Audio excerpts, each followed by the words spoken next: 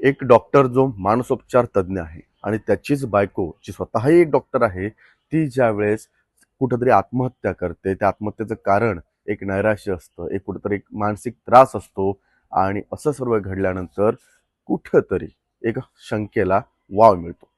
प्रकरण आहे नाशिकचं. नाशिकमधलं डॉक्टर जेजुरकर हे दाम्पत्य. यातल्या ज्या महिला डॉक्टर आहेत मनीषा जेजुरकर यांनी राहत्या घरी नायलॉनच्या दोऱ्यानं गळफास घेत आत्महत्या केली.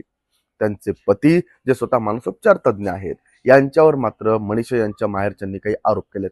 पूर्ण प्रकरण काय ते बघणार आहोत. नमस्कार, मी अभिषेक गावंडे आणि तुम्ही पाहताय लेट्स अप मराठी. निलेश जेजुरकर हे नाशिकच्या जे शासकीय रुग्णालय आहे नाशिकचं, तिथं मानसोपचार तज्ज्ञ एक नावाजलेलं नाव आहे. आणि ह्याच मानसोपचार तज्ज्ञ असलेल्या निलेश जेजुरकर यांची पत्नी ज्या स्वतः एक आयुर्वेदिक डॉक्टर आहेत त्या म्हणजे मनीषा जेजुरकर.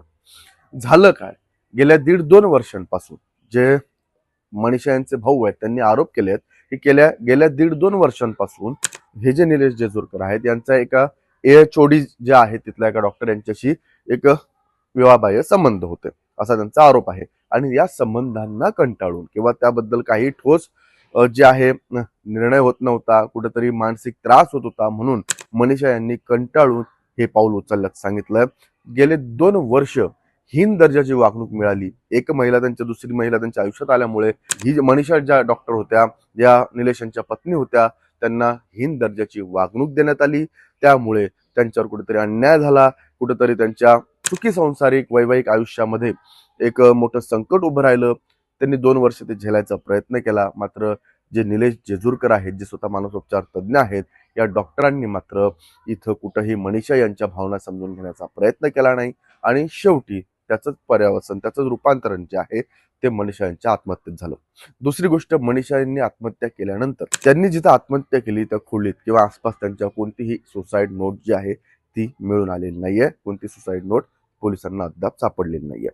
मात्र या प्रकरणानंतर जेजुरकर जे आहेत, डॉक्टर जेजुरकर जे आहेत, त्यांच्यावर मात्र माहेरच्या लोकांनी दिलेल्या तक्रारीनंतर गुन्हा जो आहे तो नोंद करण्यात आला आहे. त्याचबरोबर ज्यावेळेस आत्महत्या केली होती मनीषा यांनी, त्यावेळेस मनीषा यांचे दीर अर्थातच डॉक्टर निलेश जेजुरकर यांचे भाऊ आणि त्याचबरोबर मनीषा यांचे सासरे म्हणजे निलेश जेजुरकर यांचे वडील, या दोघांनी यांच्या माहेरच्यांना किंवा मनीषा यांचे भाऊ असतील, आई वडील असतील, यांना फोन करून सांगितलं की तुमच्या बहिणीने आत्महत्या केली आहे आणि जर यांना ते कळल्यानंतर यांनी सुसाईड नोट गायब तर केली नाही ना, अशी एक शंका जी आहे ती यांच्या मनात येते. त्यामुळे मनीषा यांनी सुसाईड करण्याचं कारण हे न लिहिण्या इतपत त्या अशिक्षित नव्हत्या, त्या शिकलेल्या होत्या.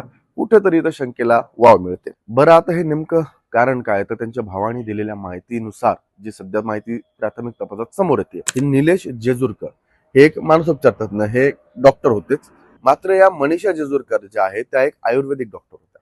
कुठेतरी शिक्षणावरून जे आहे की त्यांच्या डिग्री जी आहे ती ॲलोपॅथीची नव्हती, आयुर्वेदाची होती. म्हणून तिथं एक कुठेतरी एक छळ जो आहे ते हा जेजुरकर करत होते. त्याचबरोबर त्यामुळेच त्यांना हीन दर्जाची वागणूक देत होते. 24 तासात 5 मिनिटही नीट बोलत नव्हते माझ्या बहिणीशी, असा आरोप मनीषा यांच्या भावाने केला.